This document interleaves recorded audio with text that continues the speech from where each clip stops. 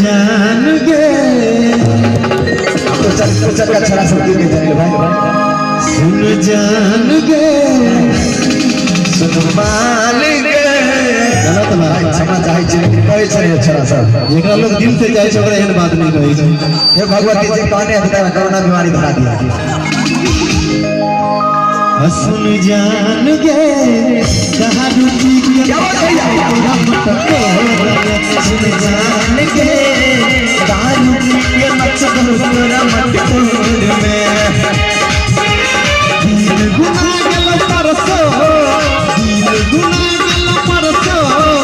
काटल के यही भोर में सुन जान गे आवाज भैया सुन जान गे दारू पी के मचल तोरा मटकोर में सुन जान गे दारू पी के मचल तोरा मटकोर में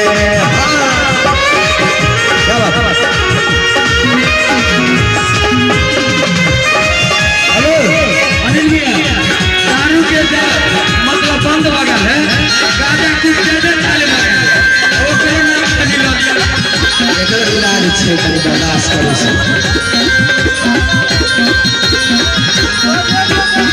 हां भैया साथ में शादी के काट छपा गेलो जान के ससुरा में नीक रही है शादी के काट छपा गेलो जान के ससुरा में नीक रही है भैया कोहे छियो भतारे देखिया आई करिया कोहे छियो तोरा दुल्हा के छिया नंबर बल है सिस्टम में कोहे छियो भतारे देखिया नंबर बल है लिस्ट में डाली है शादी के काट छपा गेलो जान के ससुरा में नीक रही है शादी के काटा छपा गेलो जान के ससुरा में नीक रही है सब आदमी हाथ उठे सब आदमी हाथ उठे झूम के ताली के साथ भक्ति के समय में भक्ति और शक्ति के समय में शक्ति कोनो रोकथाम नहीं कोहे छियो भतारे के क्रिया नंबर बोले सिस्टम में बनी है कोहे छियो भतारे के क्रिया नंबर बोले सिस्टम में बनी है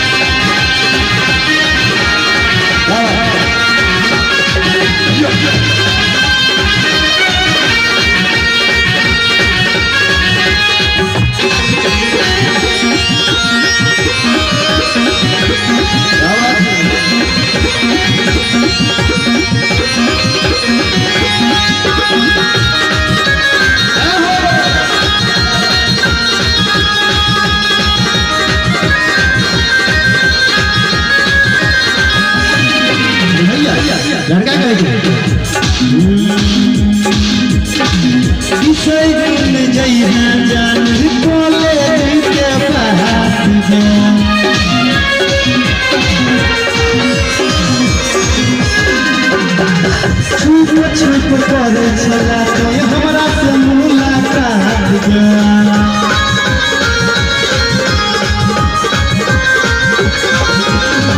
किसे मिल जाई है जान छुप छुप कर चला कोई हमरा समूला भैया हम लड़का कहिए हम भूल ही के हटा तो जहर के शीशी लगे हाथ तो हमारा पिलाई है अनिल भाई थोड़ी जोरदार ताली होना चाहिए बउआ के बाबा जी मंच पर बजने चुका छथिन हमरा संपूर्ण कलाकार का आशीर्वाद देके लिए लेकर देना ठुकरी भाग से भैया जय बउआ के बाबा के साथ में भैया हेगे भूलही के हटा तो जहर के शीशी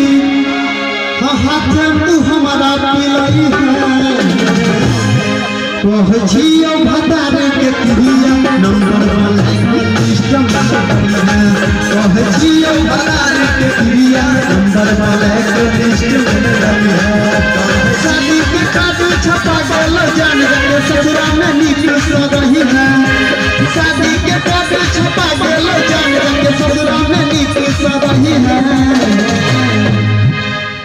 एक बेर